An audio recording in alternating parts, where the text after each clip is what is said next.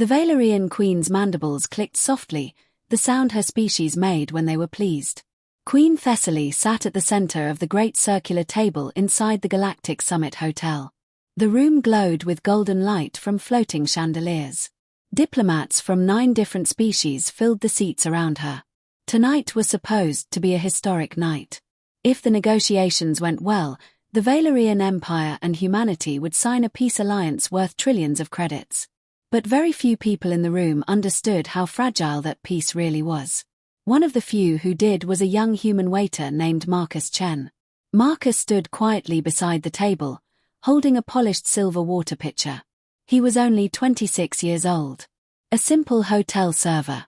But he watched everything. His eyes moved across the room as he refilled glasses and cleared dishes. Human security agents stood along the walls in black suits. Valerian royal guards stood behind the queen in heavy chitin armor. And among them were the silent insectoid diplomats from the Crix Confederacy. Marcus had always been uneasy around the Crix. They never blinked. They barely moved. And tonight something about them felt wrong. The ceremonial dish was finally brought forward.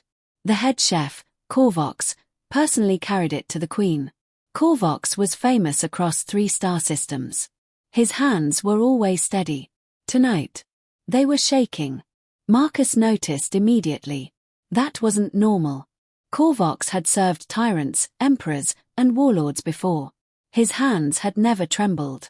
The chef carefully placed the shining plate before Queen Thessaly. The dish contained iridescent Valerian meat, prepared in the traditional royal style. The queen picked up her crystal fork. Around the table, diplomats continued their careful conversations. Everyone seemed relaxed. Everyone except Marcus.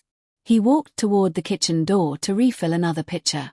Through the small circular window in the door, he saw something that made his heart freeze. Korvox stood against the counter. A Crix soldier stood behind him. Its blade arm was pressed against the chef's throat. Marcus' breath stopped. His mind raced. The queen lifted a piece of the glowing meat toward her mouth. Marcus had maybe 3 seconds.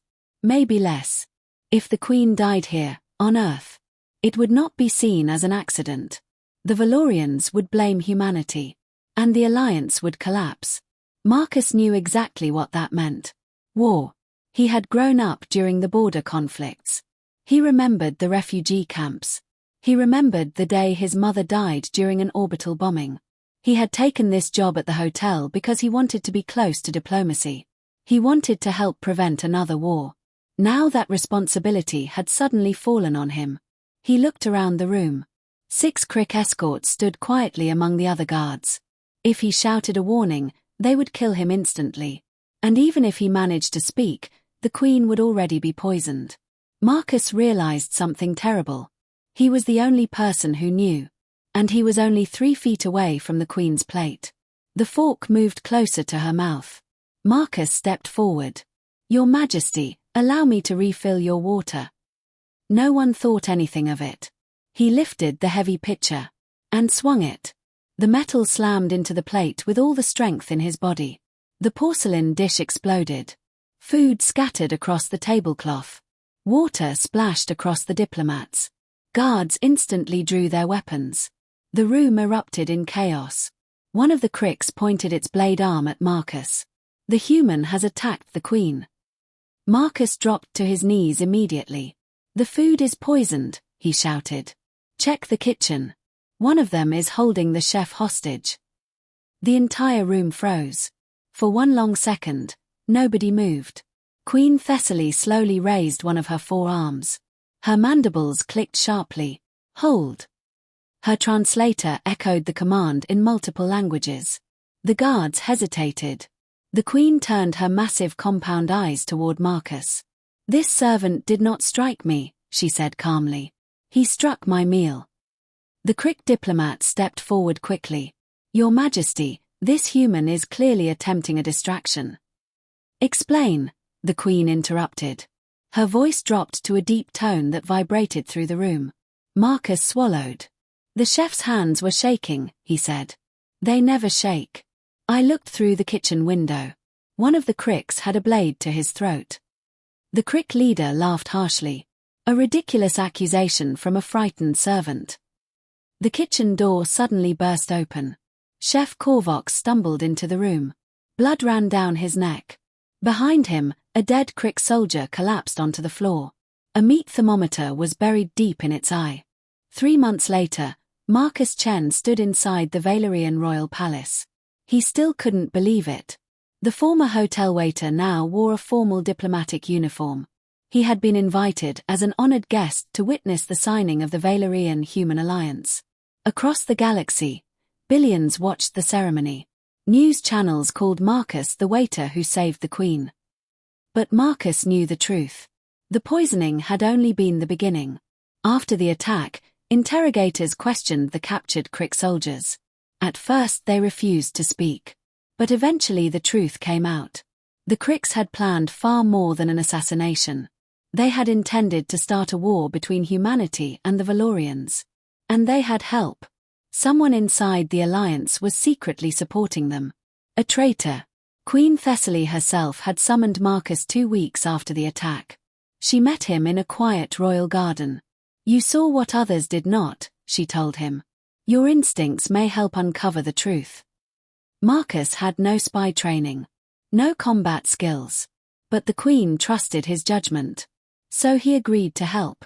Human intelligence and Valerian investigators began searching for the traitor. Evidence slowly appeared. Encrypted messages. Financial transfers. Hidden meetings. All of them pointed to a shocking suspect. A human diplomat. Ambassador Robert Hale. Hale had publicly supported the Alliance. But secretly he believed humanity should dominate the galaxy. Peace with the Valorians threatened that goal. He had been secretly working with the Cricks to sabotage the treaty. Marcus was the one who discovered the final clue. While reviewing security recordings from the hotel, he noticed something small. Ambassador Hale had entered the kitchen area earlier that evening. Long before the dinner began. The investigators searched his private shuttle. They found hidden communication devices linked directly to the Cricks.